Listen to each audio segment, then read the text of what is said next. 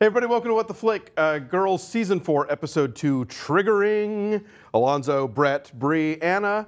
Let's take a look. Iowa's incredible. We should all move here and start the revolution. I get carded all the time and no one ever thinks I'm legal, like in the bedroom. What is the story about? A really privileged girl deciding that she's just gonna let someone abuse her. He's very much this character. I've 100% moved on. I'm totally at one with my body and my surroundings. It's okay. It's just I've seen a lot of things. I'm 25 years old and I'm here to help you, all right?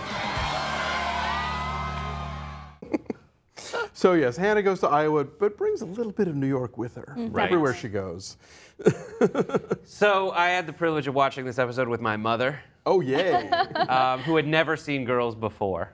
And I was wondering what she would think about the whole situation, and she loved it. She really liked it. I thought she would just, she says the word weird about things a lot. She says, that's weird, that's just weird. And it was weird, but she ended up liking it. There's a lot of great moments. This is something I love about Girls, is they will just give you that moment that really encapsulates something that you didn't even realize you'd been through before.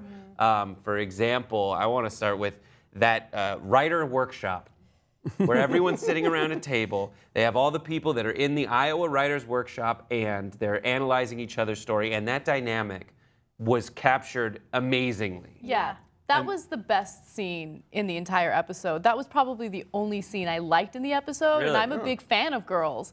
I feel like they spent 15 minutes in this 30-minute episode just showing Hannah and Elijah partying, and I got kind of annoyed by that. Like, at first it was fun. I'm like, 30 seconds in, all right, I'm feeling this. And then 5 minutes in, I'm like, I'm over this. Let's move on. I want, like, do some more, you know, plot development, something. And I ended the episode feeling unsatisfied. Oh, interesting. Yeah. I felt the complete opposite. Really? But I understand where you're coming from. But those moments are so important to me in those TV shows because you get to actually exist with these characters in their lives. It's not like this moment, story, drama. It's just a nice, like, character moment. You can see them bonding together, and I loved the dance scene. I really did. I don't know. It's just, the whole episode reminded me of things that I've been through. And so I was just like, yes. And I like those episodes, like I was saying last week, where you spend the time with Hannah. It's just, I mean, I'm glad the other girls were actually in this one, unlike the Patrick Wilson episode where none of them were in it, but they, you know, appeared. But this one, it was just nice to be in her world, and it was nice to get out of New York. Well, it's always tricky for a show to muck up the geography or the having everybody be in the same place at the same time. You know, I always remember there was that chunk of the early Three's Company when I think Suzanne Summers was having contract disputes and kept literally phoning into the show. Like they would shoot her separately on another stage, talking to them on the phone or something. It's a weird thing to kind of maintain. And so I thought, okay, how's Hannah going to go to Iowa and still have this show where it's about the four of them and, you know, New York and da-da-da. And, you know, I obviously Skype helps a great deal with that, so that sort of throws that in. But yeah, I like how it was a Hannah-based episode, but it still felt like an episode of Girls, and we were still sort of getting the dynamic, and, you know, having Jeremiah show up scanned. You know, I would believe that he would do that he would just sort of spontaneously show up, and, you know, it's that thing where, you know, if you're average in Manhattan, I'm sure you're a sex pot in Iowa. Exactly. You know. I love how snarky and like confident he is. Like he's one of my favorite characters. Like he doesn't get enough credit. I think that he like made that episode. Yes, when he showed up, I was very excited. Yeah. And I didn't know where we were going to go with it. I thought it would just be Hannah alone in Iowa dealing with all these strangers. And I did like the early portion of the episode where they dealt with that, where it was her finding out that you don't need to lock up your bike, talking to people. Or do you? Or and then do later you? finding out you do need to lock up your bike, yeah. Right, and then what I like about it is I thought, what is Hannah gonna do in Iowa with all these Iowans? But then I realized, like, what they did with that writer's workshop is these are transplants from all over the place. These are a bunch of other people who are like, I don't really know what I'm doing with myself, so I'm going to do this, you know, writing masters in Iowa. Yeah. And I love when they're sitting around the table. I hate to keep coming back to that, but it was everything that I had growing up. There's always one, or you know, in college, there's like that one person that everyone has to agree with for some reason. This reason, I think it was just because he was black, and then the other kids had no way of ever like understanding understanding your situation and where you're coming from.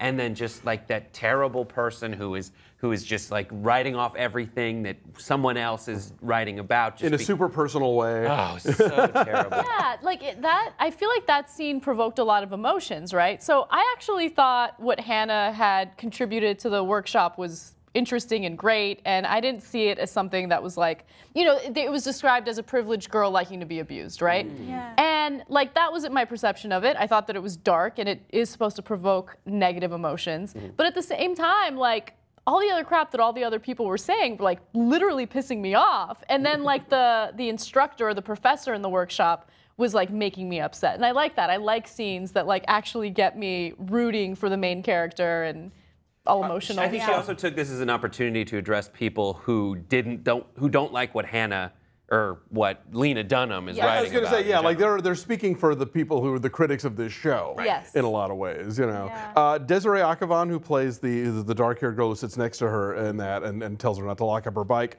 is a very funny writer-director. She has a film called Appropriate Behavior that just opened this weekend in a few markets, and it's available on demand. I watched it this weekend, and it's super funny. I very much recommend it if you want to see more of her. She's great, and she's currently up for a Spirit Award for Best Screenplay. Yeah. So I'm hoping that we see more of her on this show, and that now that she's in Lena Dunham land, maybe HBO will give her own show. I don't know.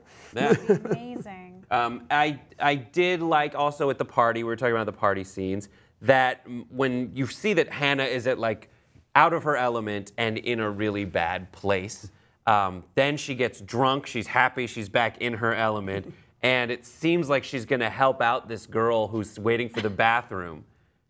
And she talks her out of whatever, problem she's having, with giving terrible advice on how to maintain it. Actually, I didn't think that was so bad. I thought that kind of made sense. Yeah. For However, she is telling this person to cheat on her boyfriend, is what I'm After getting her at. boyfriend was cheating on her. First, exactly, Tit for tat, yeah. my friend. Right, but like this is very He Hannah broke the seal. Yes, exactly. I get it, but like she's not saying you guys need to have a conversation. It's not your typical what you would think would be like good break old up boy. would be the advice, maybe. Exactly. She said so. This is like anti-hero behavior, and then you think she's gonna totally like be this girl's friend. Or at least I did. And then she's like, "All right, I'm gonna use the bathroom before you." It's typical Hannah fashion, right? so That's good. why I loved it. And then going back home, didn't we see the episode, the part of the episode where it was they were watching Scandal in the bedroom? Yes. The payphone The situation was so funny. The fact that Shoshana has no idea what a collect call is, I loved that. For Jess, it's prison. That's our only. Yeah. That's our only frame of reference. And I like the conversation with the mom actually about suicide. Mom's like, I guess, sure. Like not seeing that as a red flag at all. Like totally concentrating on this Scrabble game. Oh, suicide? Yeah, sure. I guess so. Yeah, why not? So do we think that we're going to send? I feel like are we going to spend another episode here in Iowa? I feel like we might have just been able to encapsulate the Iowa experience in an episode. I suspect we've got at least one more episode. I think Yeah. she's got to really hit a wall with this and be like, you know what, fuck it, I'm going back to New York, I'm not going to learn anything here, or decide that she's not going to learn anything here, whether or not that's true. But no, I think there's too many new characters got thrown at us this week for them to then walk away from them. I think there's going to be more from the blonde girl who was on who. It was driving me nuts what I'd seen her on, and then I looked her up on IMDb, and now of course I've forgotten again. But anyway, look her up. She's good. I think that there's too many new circumstances being thrown at us that they're just going to abandon it. I think. I don't know. Yeah. On the whole, did we like this episode?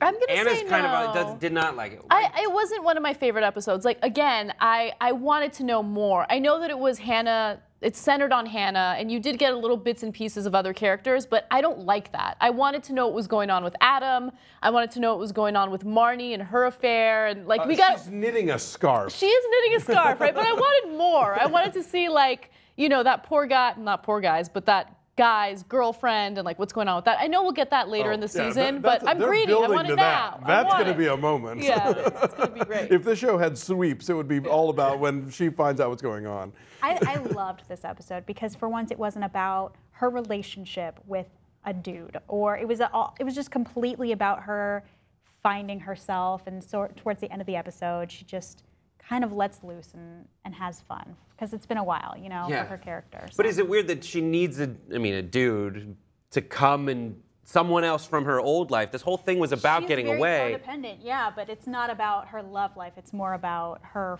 finding herself, whether that involves her friends or not. But And I think a recurring thing of this show has been, and maybe I'm getting this wrong, but this is my read on it. I always feel like Hannah likes the idea of being a writer more than writing.